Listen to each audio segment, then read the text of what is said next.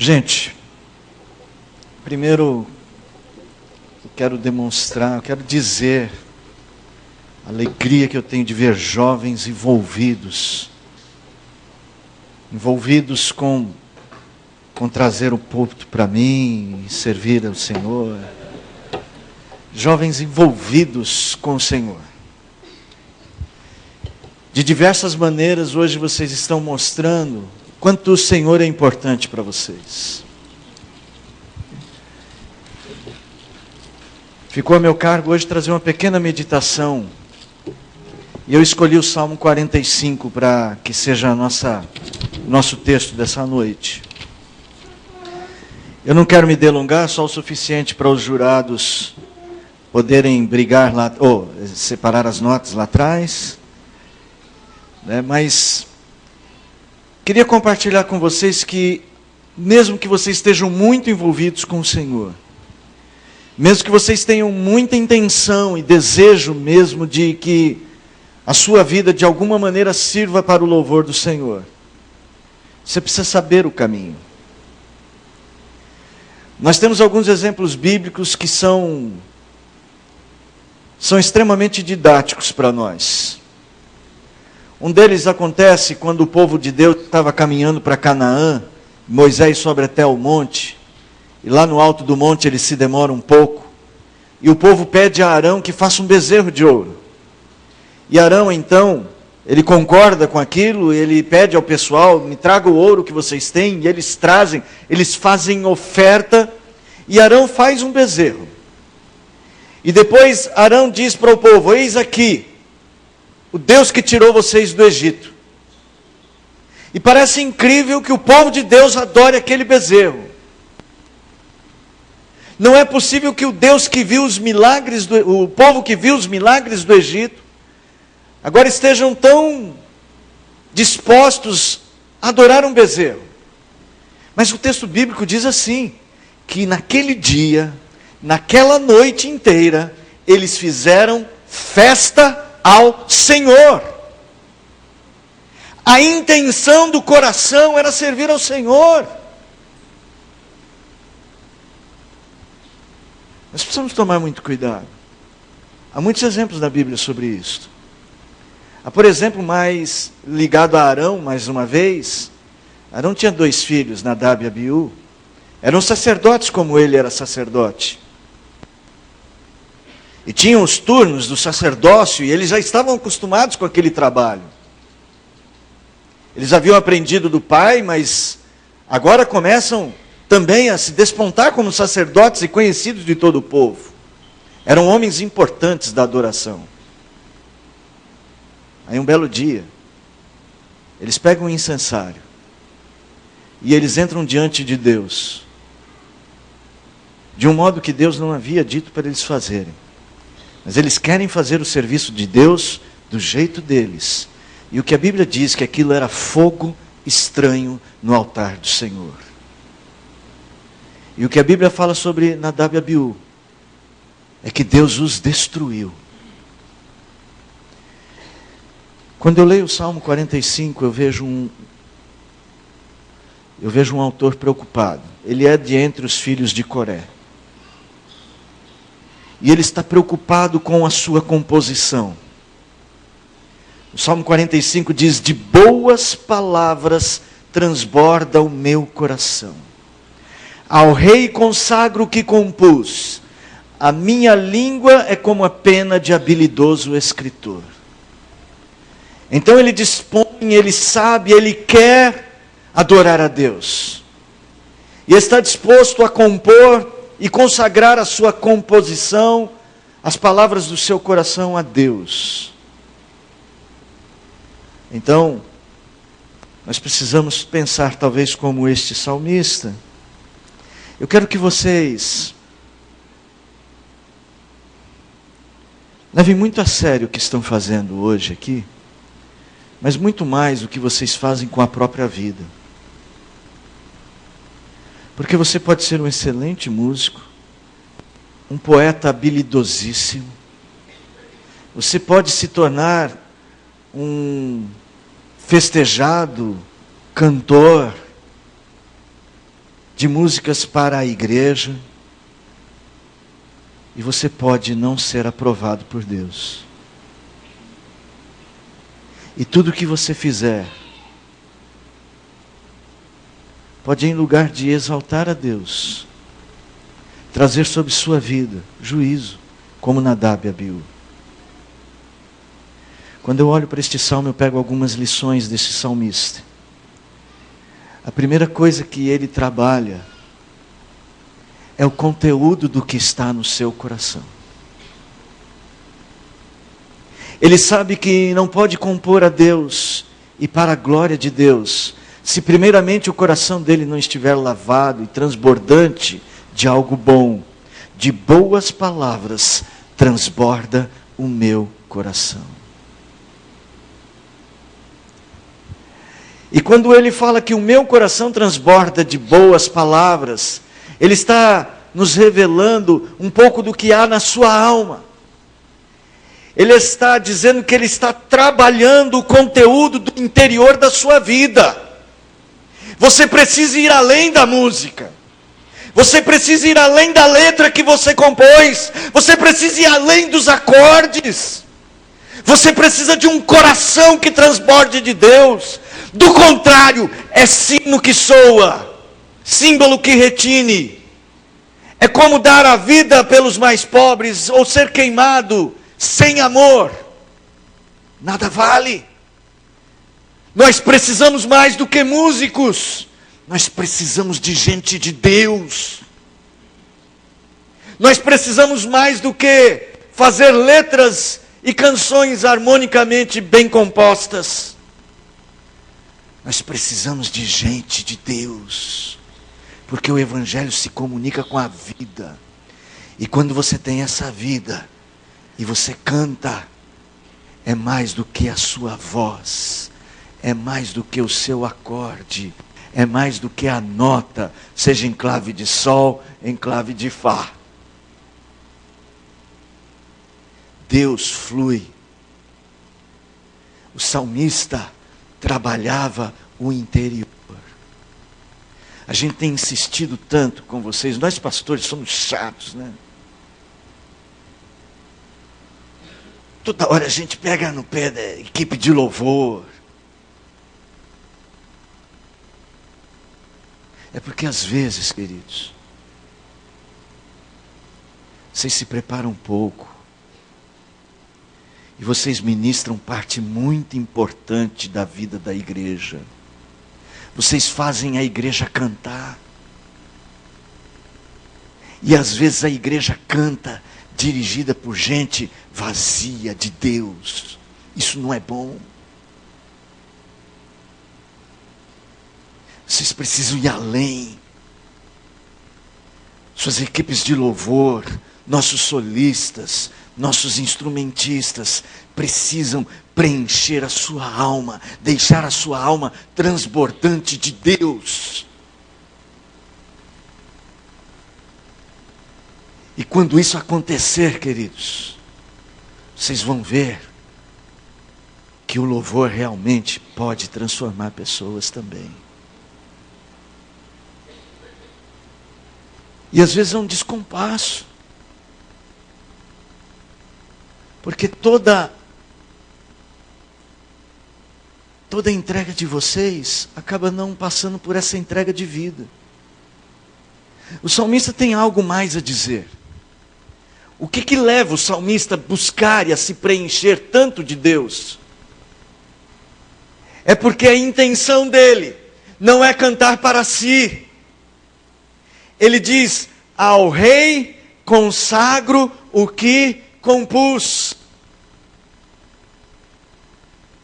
O salmista diz que eu não poderia mesmo, de uma alma vazia, consagrar a Deus, consagrar ao rei.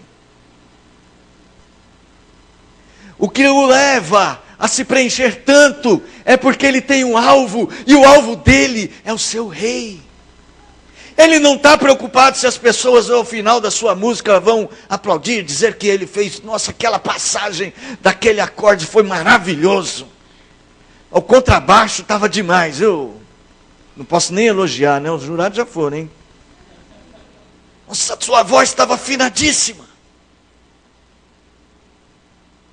A plateia deste salmista é o rei.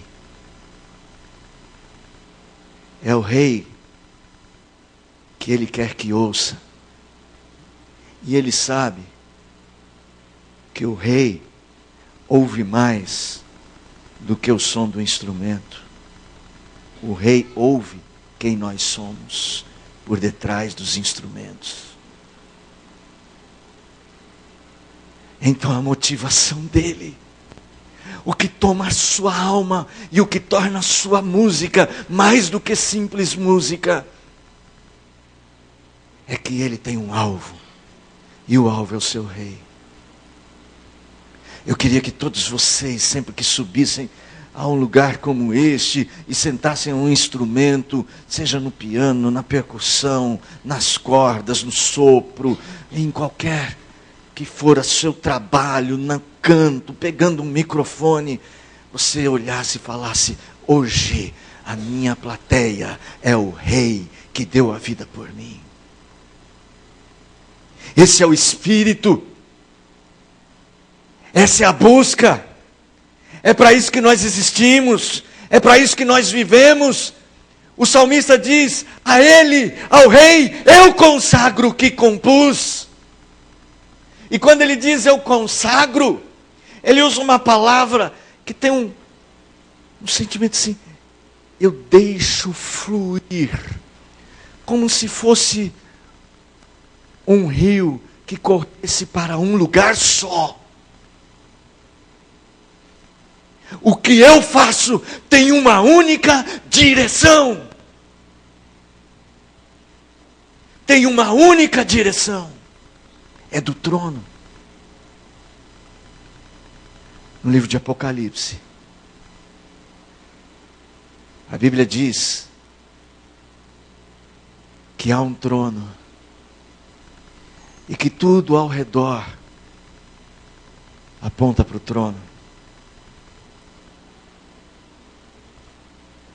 No centro da praça há um trono. No centro da existência há um trono. E tudo aponta para o trono. E se a sua música não aponta para o trono, a sua música não é dele. Ela tem que ser dele. O salmista sabe disto. O que eu faço, o que eu canto é dele. É para ele. É por meio dele. Porque dele, por ele, para ele, são todas as coisas. É assim que se vive. E não é só a música que é isso. É o que nós somos. É cada projeto. É cada palavra. É cada linha escrita. Agora não mais, né? Cada linha digitada. Tuitada. Sei lá o que mais que vocês fazem.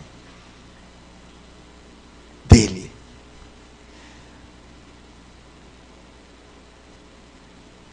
O salmista, ele parece propor, além de toda essa relação pessoal com Deus e profunda, ele agora diz que, além de tudo, porque o que ele faz é para o rei, ele não faz de qualquer jeito. E aí ele diz assim: a minha língua, o que eu componho, a minha língua é como pena de habilidoso escritor. É um termo, esse habilidoso escritor é uma única palavra em hebraico que significa alguém que escreve com inteligência. É que a palavra inteligência, ela parece tão racionalista, né? Ele está dizendo, é alguém que conhece. O habilidoso escritor aqui, a que ele se refere, é alguém que conhece o rei.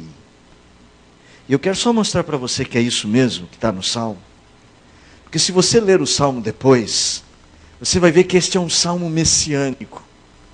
É um Salmo em que ele exalta o rei. E ele vai descrever o rei. Por exemplo, verso 2. Tu és o mais formoso dos filhos dos homens. Nos teus lábios a graça é abundante, se extravasou a graça. Por isso Deus te abençoou para sempre. Depois você vai ver na descrição deste salmo o quanto ele detalha, o quanto ele exalta, o quanto ele elogia o rei, porque ele o conhece. E se você não conhece o seu rei, o que você compõe ainda não é algo bom. Será muito melhor quando as suas notas, quando as suas letras, quando o seu canto, quando a sua presença estiver completa, preenchida por um rei que você verdadeiramente conhece. E se existe uma busca que vocês devem empreender urgentemente na vida cristã, é conhecer o seu rei. Conhecer o seu rei. Os profetas diziam assim: meu povo está sendo destruído, porque lhe falta conhecimento. E o profeta que diz isso, ele diz mais, ele diz assim: vocês vêm cantar os cânticos de vocês perante mim, mas o coração de vocês está longe de mim. O profeta Isaías, ele diz assim: os animais que eu conheço, o boi e o jumento, sabem quem são? Seu dono, quem é que alimenta eles? Mas o meu povo não me conhece. O Deus que ao longo deste dia te deu tudo o que você precisou para estar aqui, você o conhece? Você o percebeu? Você viu a sua mão guiando você hoje? Este salmista, ele pode consagrar o que ele compõe ao seu rei, porque ele conhece o seu rei. Tome muito cuidado para não errar, imaginando adorar a Deus, estar prestando culto aos ídolos, igual o povo, no pé do monte Sinai. Tome muito cuidado, para imaginando estar prestando um serviço a Deus, você não está jogando fogo estranho sobre o altar. Porque o que nós fazemos aqui não é o mesmo que os cantores fazem no palco. O que nós fazemos aqui é algo que dura para a vida eterna. É algo que tem que ver com valores, tem a ver com valores que são superiores a todos os aplausos deste mundo.